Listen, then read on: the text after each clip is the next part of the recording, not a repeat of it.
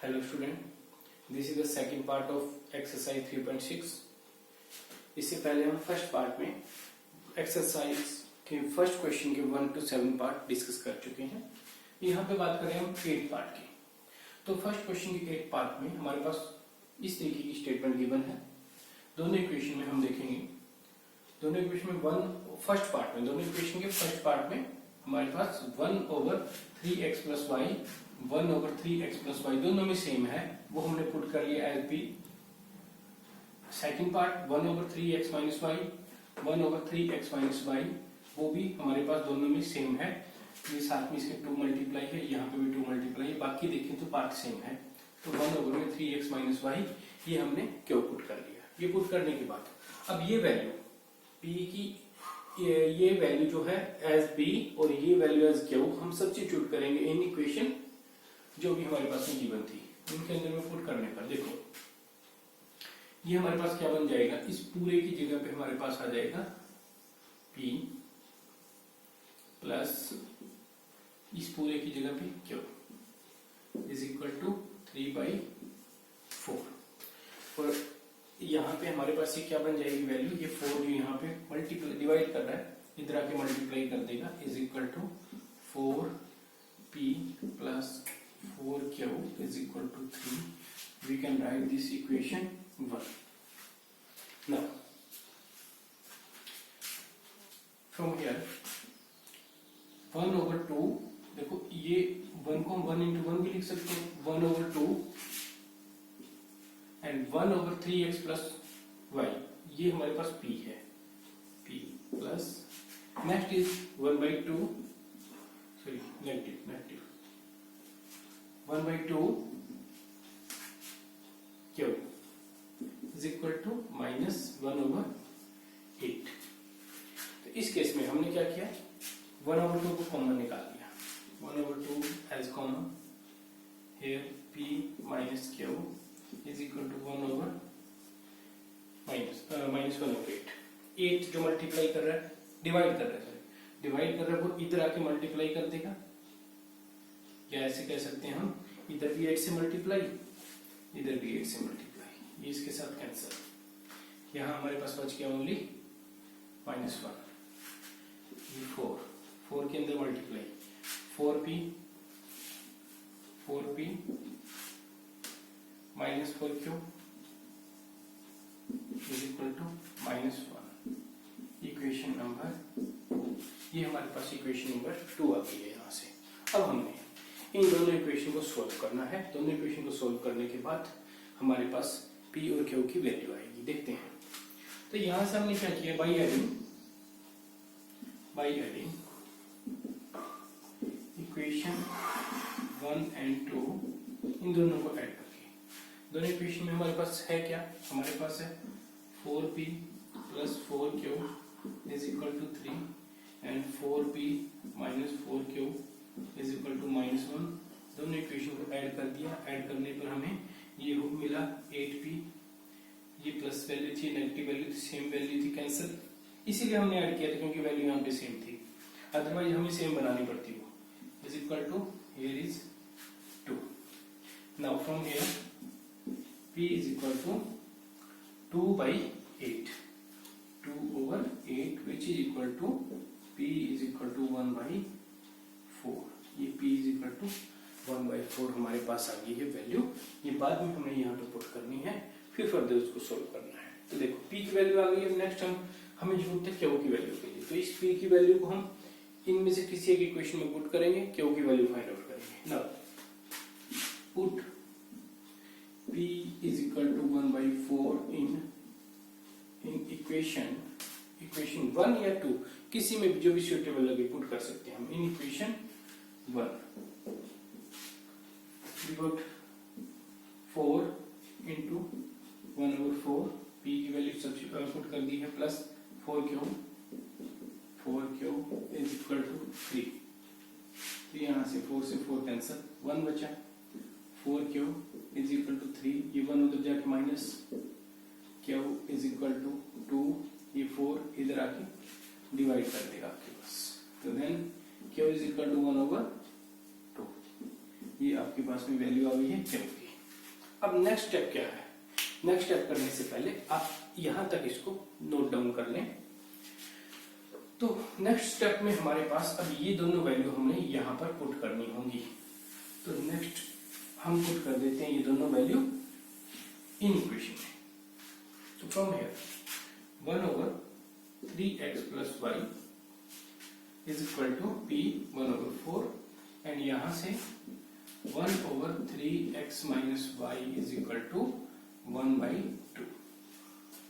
Now by cross multiply 4 यहाँ पे आ जाएगा, 4 इज इक्वल टू ये यहाँ चला जाएगा 3x + y which can be written as is equal to, यहाँ लिख देते हैं विच इज इक्वल टू, हमने रिवर्स कर दिया इनको, 3x + y is equal to 4, equation number 3। Next by cross multiply 2 is equal to 3x - y by reversing 3x - y is equal to 2 and this is 3x - y is equal to 2, equation number 4. This is equation number 4. Now again देखेंगे हम 3x है, ये भी 3x है, ये minus, ये plus y है, ये माइनस y है, तो दोनों सेम है एंड अपोजिट साइन के हैं, तो हम इन दोनों वैल्यू को ऐड कर सकते हैं, दोनों इक्वेशन को, जिससे ये दोनों कैंसिल हो जाएंगी। तो वही करते हैं नेक्स्ट स्टेप में। इसके बाद नेक्स्ट स्टेप बाय एडिंग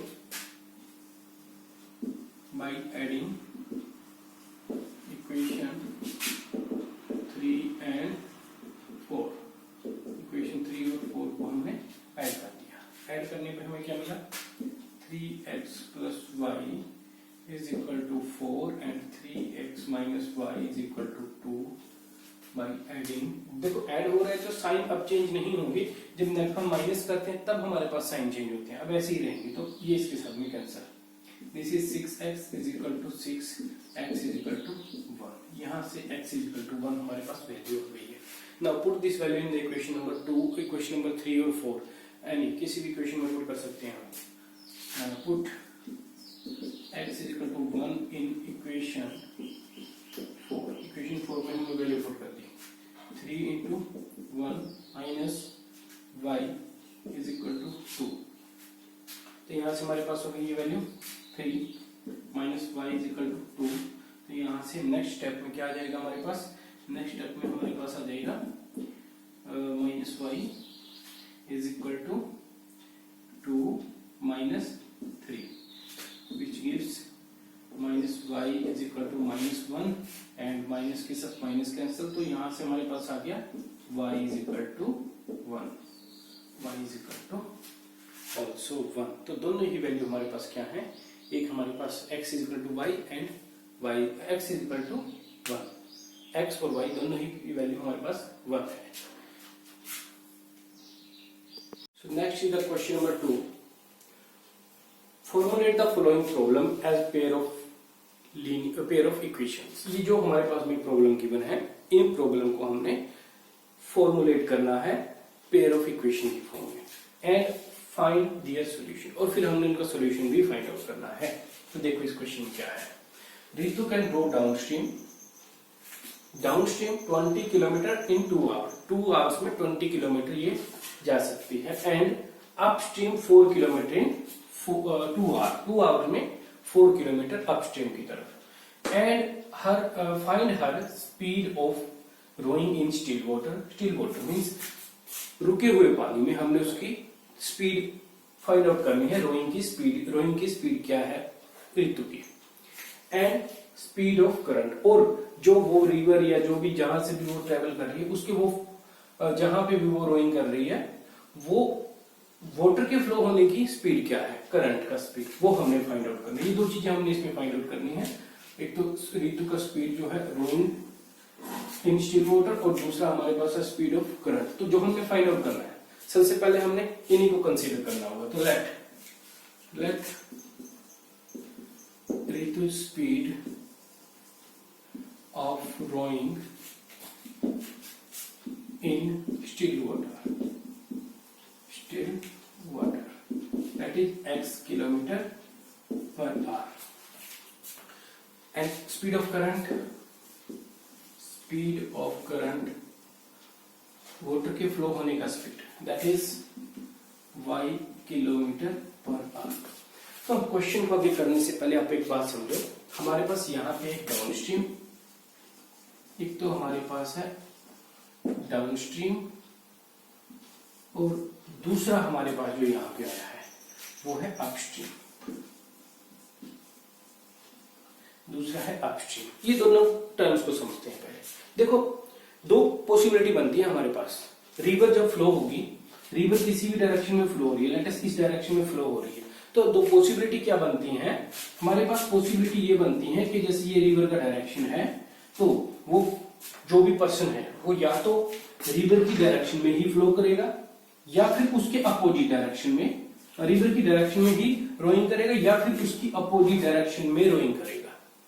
तो इस केस में अगर वो पर्सन रिवर की ही डायरेक्शन में रोइंग कर रहा है तो उस केस में क्या हो रहा है, देखो खुद का तो उस पर्सन का एफर्ट है ही, साथ में रिवर का वाटर भी उसी डायरेक्शन में फ्लो हो रहा है, तो ये रिवर का वाटर भी उसको कुछ आगे तक ले जाने के लिए हेल्प करता है। यानी कि इस केस में जो ऋतु का स्पीड है x किलोमीटर स्टिल वाटर में, रुके हुए पानी में अगर वो वो रोइंग कर सकती है x किलोमीटर पर आवर, तो उसके साथ में उस 1 आवर के अंदर में ये जो वाटर है वो भी उसको 1 किलोमीटर आगे तक अपने फ्लो के अकॉर्डिंग ले जाने में हेल्प करेगा। यानी कि इस केस में टोटल जो डिस्टेंस वो 1 आवर में कंप्लीट होती है वो बन जाती है x plus Y.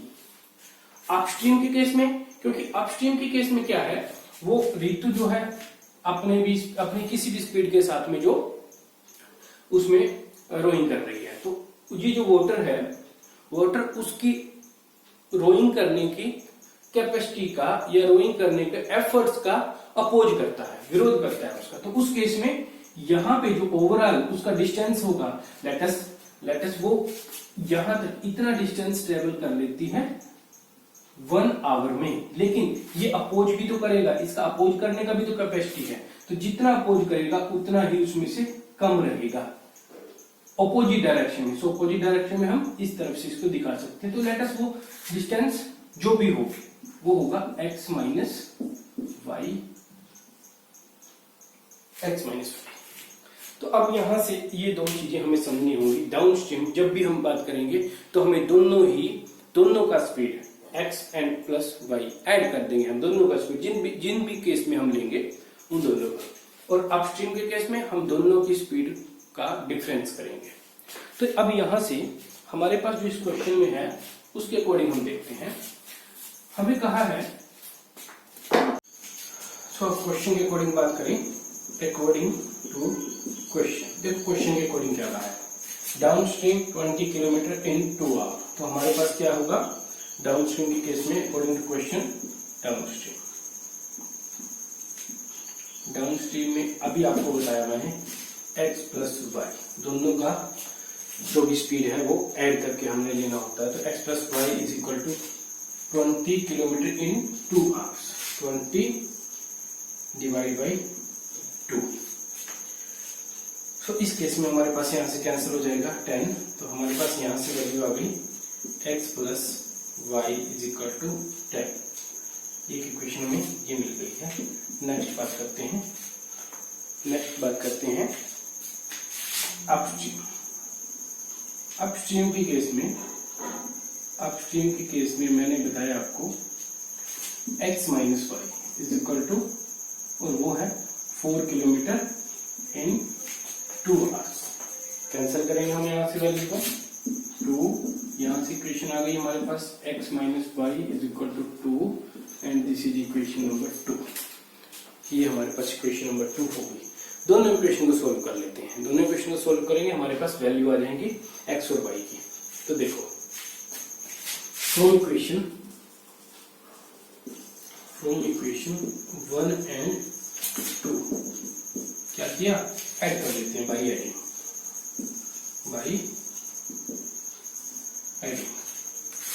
x plus y is equal to 10, x plus y is equal to 10 and x minus y is equal to 2। Cancel minus y and plus y cancel. From here 2x is equal to 12 and from here x is equal to 6. We got x is equal to 6. Now put this value in equation 2. By putting this value in equation 2 we got x minus y is equal to 2. इसमें equation put किया हमने 6, तो y उस side में ले जाएंगे, y is equal to 6 minus 2 इधर आ जाएगा, यानी कि यहाँ से y is equal to 4. x की वैल्यू 2 एंड y की वैल्यू 4. तो हम यहाँ पे क्या लिखेंगे आंसर में? आंसर में हम बाद में लिख देंगे speed of speed of rowing in still water is equal to, ये आप लिख के आंसर में दोगे साथ में 6 किलोमीटर पर आवर और दूसरा y 4 किलोमीटर इन पर आवर. ये आपका आंसर हो जाएगा. अब स्टेटमेंट के अकॉर्डिंग क्या है हमारे पास है 2 वुमन और 5 मैन कंप्लीट करते हैं एक वर्क को 4 डेज में, and next is 3 woman and 6 men can complete a work in 3 days. तो 1 डे का वर्क हमने निकाला था वुमन के केस में, वो था हमारे पास वुमन का 1 डे का वर्क 1/x, 2 वुमन का 2 से मल्टीप्लाई कर दी, प्लस 5 मैन उनका 5 मैन का 1 डे का work 1/y is equal to इन सभी का हमने 1 डे का वर्क लिया है, तो यानी कि ओवरऑल जो वर्क है उस वर्क का एक दिन का वर्क कितना होगा? फुल वर्क को 4 डेज से डिवाइड कर दिया, यानी कि फुल वर्क को 4 पार्ट में डिवाइड कर दिया, तो वो 1 डे का वर्क हो जाएगा इनका. तो अब यहां से हमने इक्वेशन बना लेनी है. इक्वेशन क्या बनेगी यहां से? अब हम क्या करते हैं, ये जो 1/4 है, जो 4 डिवाइड कर रहा है, इधर डिवाइड कर रहा है, इधर आके मल्टीप्लाई कर दिया, तो मल्टीप्लाई करेगा क्या हो जाएगा? 4 into 2 is equal to 8 1/x plus 4 into 5 20 1/y is equal to 1. ये हमारे पास इक्वेशन नंबर 1 आ गई है. नेक्स्ट केस 3 वुमन, यानी कि 3 वुमन का 1 डे का वर्क, 3 वुमन का 1 डे का वर्क हमारे पास हो जाएगा over x and plus 6 1/y is equal to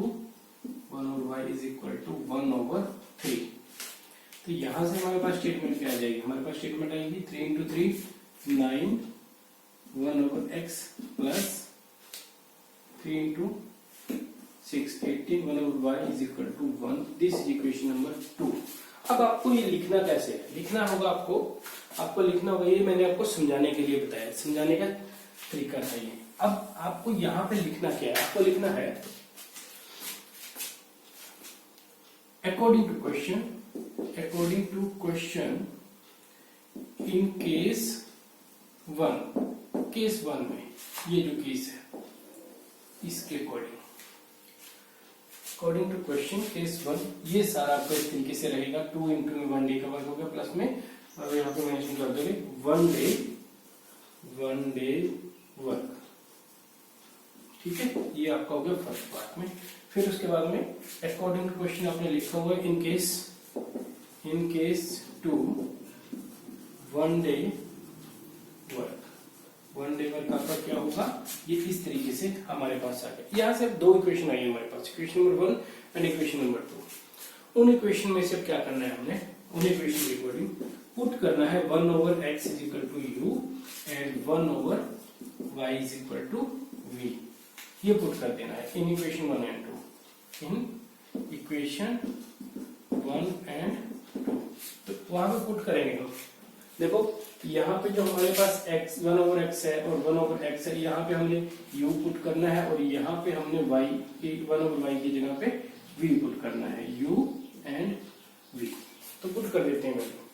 हमारे पास बन जाएगा 8u plus 20v is equal to 1 and second क्या बना 9u plus 18 into 18 18v is equal to 1। ये आपके पास इक्वेशन नंबर 3, इक्वेशन नंबर 4। अब इन दोनों इक्वेशन को हमने सोल्व करना है। u और v की वैल्यू आएगी, वो वैल्यू हमने पुट करनी है वापिस x और y में। वहां से आपके पास 1 डे का वर्क उनका टोटल वो वर्क निकलेगा कि कितने डेज में वो वर्क को कंप्लीट कर पाएंगे, वो डेज निकल जाएंगे। तो अब हम देखते हैं यहां से इन दोनों इक्वेशन को सोल्व करते हैं। तो हमने क्या लिखा, 8u plus 20v is equal to 1 है and 9u plus 18v is equal to 1 है। हम क्या करेंगे, इस इक्वेशन को 9 से मल्टीप्लाई कर देते हैं और ये सेकंड वाले इक्वेशन को 8 से मल्टीप्लाई कर देते हैं। तो हमारे पास ये दोनों u के कोफिशिएंट है जो वो इक्वल हो जाएंगे। तो हमने क्या किया, हमने किया multiply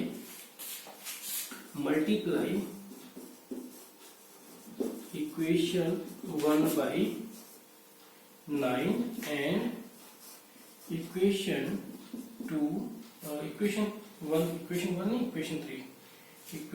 3 by 1 and by 9 and equation 4 by 8। उसके बाद and subtract, फिर subtract भी करना है हमें। तो देखते हैं, मल्टीप्लाई किया इस इक्वेशन को 9 से, 9 8 जा 72, 9 से मल्टीप्लाई होने पे 120, 9 से मल्टीप्लाई करने पे ये वैल्यू 9 आ जाएगी हमारे पास। इधर 8 से मल्टीप्लाई होने पे 72, 8 से मल्टीप्लाई होने पर 144 and this is 8। So subtract कर देंगे, माइनस, दिस इज माइनस, ये भी माइनस, ये कैंसल पार्ट, ये हमारे पास यहां से बच गया 6 and 3, v is equal to 1। तो यहां से v इज इक्वल टू हमारे पास हो गया 1/36। 1/36 हमारे पास v की वैल्यू यहां से आ रही है। अब इसके बाद हमने निकालना है u का वैल्यू। u की वैल्यू निकालेंगे अब हम। तो u की वैल्यू निकालने के लिए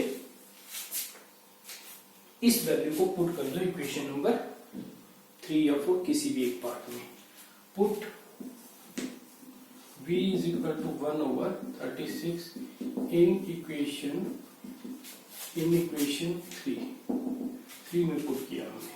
यहाँ पे पुट करेंगे तो उसके अकॉर्डिंग ये आप एक चीज और देख सकते हैं, ये अपॉन में वैल्यू आ रही है। तो अब आपके पास ये भी बेटर रहेगा कि आप दूसरे पार्ट में इसकी वैल्यू ना पुट करके हमारे पास जो सूटेबल लगी हम यहाँ पे अब इन दोनों के कोफिशिएंट को सेम कर सकते हैं। दोनों के कोफिशिएंट को सेम करके उस अकॉर्डिंग भी सोल्व कर सकते हैं।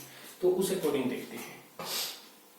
तो हमने क्या किया, हमारे पास था 8u plus 20v is equal to 1 और सेकंड था 9u plus 18v is equal to 1। अब हमने इन दोनों के कोफिशिएंट को इक्वल कर लेना। दोनों के कोफिशिएंट कैसे इक्वल होंगे, देखो इसको 9 से मल्टीप्लाई कर देते हैं, इसको नहीं, वो तो हमने पहले किया था। दोनों के कोफिशिएंट को इक्वल करने के लिए हाँ, अब क्या कर सकते हैं, इसको 9 से मल्टीप्लाई करें तो 9 से मल्टीप्लाई होने पे ये 180 बनेगा और ये 10 से मल्टीप्लाई करें तो 10 से मल्टीप्लाई होने पे ये 180 बनेगा। दोनों केस में इक्वल हो जाएंगे। तो हमने क्या किया, now in this case multiply equation, now multiply लिख देंगे हम यहाँ पे लिख देते हैं पहले, मल्टीप्लाई इक्वेशन 3 by 9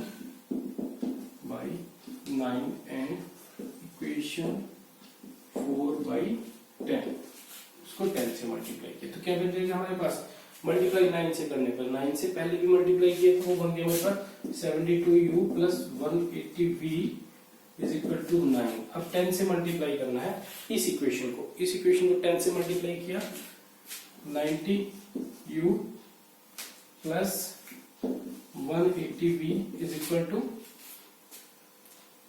10।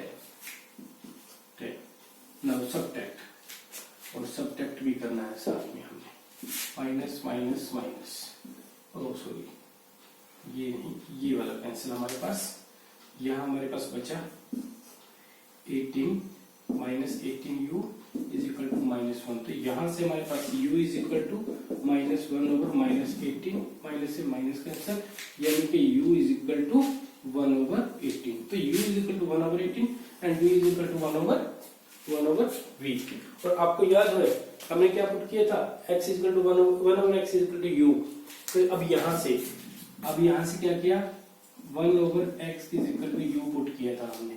तो यहां से हमारे पास आ जाएगा x is equal to 1 over u, value put करोगे 1 ओवर 18। तो यहां से x इज इक्वल टू 18 ऊपर जाके x इज इक्वल टू 18 आ गया। और इसी तरीके से वैल्यू पुट करने पर 1 ओवर y में 1 over y is equal to क्या था हमारे पास, 1 over y is equal to v। तो यानी कि यहां से हमारे पास क्या हो गया, यहां से हमारे पास हो गया 1 over y is equal to v। v की वैल्यू क्या है 1 over 36, by cross multiply y is equal to 36। यहाँ पे भी हम क्रॉस मल्टीप्लाई कर सकते थे वैल्यू पुट करने के बाद में। तो हमारे पास यहाँ से आ गया कि जो वुमन है वो इस वर्क को 18 डेज में कंप्लीट करेंगी और जो मैन है वो इस वर्क को, ओनली वन मैन, वो इस वर्क को 36 डेज में कंप्लीट कर सकता है। So students, now we are on the last question of the exercise, part number 3 of the second question. Rohi traveled 300 km to her home partly by train and by bus. 300 km travel किया train से और बस से, total distance है 300 km। उसमें से she takes 4 hours if she travels 60 km by train। अगर वो ट्रेन से 60 किलोमीटर ट्रेवल करे तो रिमेनिंग बाई बस, बाकी का बस से ट्रेवल किया, यानी कि बाकी हो गया 240, 300 माइनस 60 वो बस से ट्रेवल किया है। तो उस केस में 4 आवर्स का टाइम लग रहा है। If she travel 100 kilometre by train and remaining by bus, remaining क्या हो गया 200, तो उस केस में उसको 10 मिनट लॉन्गर, ज्यादा टाइम लग रहा है ट्रेवल करने के लिए। Find the speed of train and बस सेपरेटली। दोनों की स्पीड ट्रेन की और बस की सेपरेटली हमें फाइंड आउट करनी है। तो देखो इस क्वेश्चन में हमने क्या करना है, सबसे पहले हमें ये पता है कि स्पीड जो है वो होती है distance travel and by time taken. अगर हमने टाइम फाइंड आउट करना हो, टाइम को यहाँ पे ले आओ, स्पीड को यहाँ ले जाओ, तो उस केस में हमारे पास हो जाएगा time is equal to distance over speed. और यही कंसेप्ट हम इस क्वेश्चन में यूज करेंगे। देखो क्या है हमारे पास है फर्स्ट केस में, इन केस 1, ये जो फर्स्ट केस है, फर्स्ट केस में जो उसने क्या किया है, उसने किया है 60 kilometre by train and remaining कितना है 240 by bus, 240 kilometre by bus. तो इसको डिस्टेंस को टोटल ट्रेवल करने के लिए उस स्पीड के अकॉर्डिंग, स्पीड क्या है देखो, ट्रेन की स्पीड जो है 60 किलोमीटर बाई ट्रेन है, तो ट्रेन से जब उसने ट्रेवल किया तो उसकी स्पीड के अकॉर्डिंग, स्पीड से हमने इसको डिवाइड कर दिया x किलोमीटर जो हमने यहाँ पे कंसीडर किया है, the speed of the train x kilometre and the speed of the bus is y kilometre, जो हमने फाइंड आउट करना है उस स्पीड से डिवाइड कर दिया। तो वो टाइम आ गया है जितना टाइम उसने ट्रेवल किया उस ट्रेन में, और प्लस 240 किलोमीटर की डिस्टेंस जो बस से ट्रेवल किए y किलोमीटर की स्पीड से, ये वो टाइम आ गया। और दोनों टाइम को टोटल किया, वो हमारे पास है total time t1, total time t1 कितना हुआ, वो है 4 आवर्स, 4 t1 इन 4 आवर्स, यानी कि t1 इन आवर्स, ये टोटल टाइम लग रहा है। तो इसके अकॉर्डिंग हमारे पास क्या है, यहां से हमारे पास यहां से आता है 60 by x plus 240 over y is equal to 4 is equal to 4। ये हमारे पास इक्वेशन नंबर 1 बन जाती है फर्स्ट केस के अकॉर्डिंग। नेक्स्ट सेकंड केस में, सेकंड केस की बात करें तो उस केस में क्या है, केस टू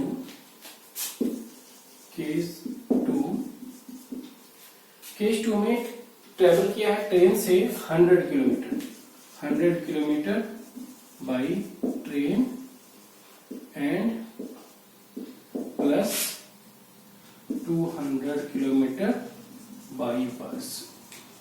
इस केस में जो टाइम लगा T2 जो टाइम है वो होगा इज इक्वल टू 100/x, जो कि टाइम उसको लगा ट्रेन से ट्रेवल करते हुए, एंड प्लस 200 जो टाइम डिवाइड बाई स्पीड, ये डिस्टेंस डिवाइड बाई स्पीड, यानी कि जो टाइम लगा उसको बस से ट्रेवल करते हुए। तो इस केस में ये जो वैल्यू हमारे पास T2 आई है, ये हो गई हमारे पास जो 4 आवर्स यहाँ पे उसको लग रहे थे, 4 आवर्स प्लस 10 मिनट। अब ये 10 मिनट जो है, देखो 10 मिनट मुझे आवर्स में अगर कंप्लीट करना हो तो मैं इसको 60 से डिवाइड कर दूंगा, ये आवर्स हो जाएंगे हमारे पास, यानी कि 0 से 0 कैंसल, ये हो गया। इसको यहाँ पे हम लिखें तो ये बन जाएगा 4 प्लस 1/6 आवर्स के अंदर में ये टाइम हो गया इन आवर्स। तो इस केस में हम इसको सिंपलीफाई करें, यहां से हमारे पास ये वैल्यू बनती है 25/6 is equal to 100/x plus 200/y। ये इक्वेशन नंबर सेकंड आई थी। अब इन दोनों इक्वेशन से हमने क्या करना है, हमने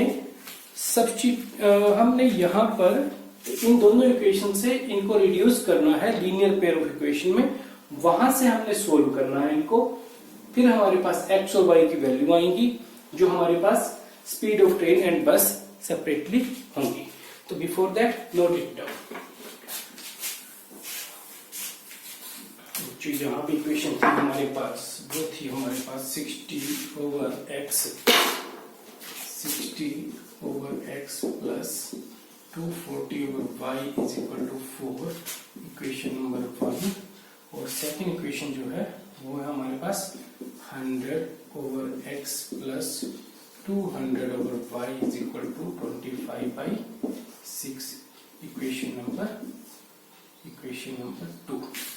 तो बाकी हम कर देते हैं ऐसे साफ, ताकि हम अच्छे तरीके से क्वेश्चन को कर पाए। तो नेक्स्ट हमें क्या करना है, now put 1/x is equal to p and 1/y is equal to q। इन दोनों को p और q को हम क्वेश्चन में सब्स्टिट्यूट करेंगे इजी बनाने के लिए। 60 1/x p प्लस 240 1/y की जगह पे हमने q पुट कर दिया इज इक्वल टू 4। नेक्स्ट अब एक चीज और कर सकते हैं हम, यहां से एक चीज और कर सकते हैं। देखो 60 हम यहां से हमने 4 कॉमन निकाल दिए, दोनों में से 4 कॉमन निकाला, 15p प्लस यहां से भी 4 कॉमन निकाला, 60 क्या वो इज इक्वल टू 4 इंटू 1, 4 से 4 कैंसिल, यानी कि overall 15p plus 60q is equal to 1 and this is equation number 3। ये हमारे पास इक्वेशन नंबर 3 हो गई यहां से। अब नेक्स्ट हमने इक्वेशन नंबर 4 के लिए सॉल्व करना है इसको। यहां से हम 25 को बाहर निकाल लेते हैं, 25 टेकन आउट, यहाँ पे बचा 4/x। पहले हम सब्स्टिट्यूट करेंगे, 100p plus 200q is equal to 25/6। Now next क्या किया हमने नेक्स्ट यहां से 25 को बाहर निकाल दिया, 25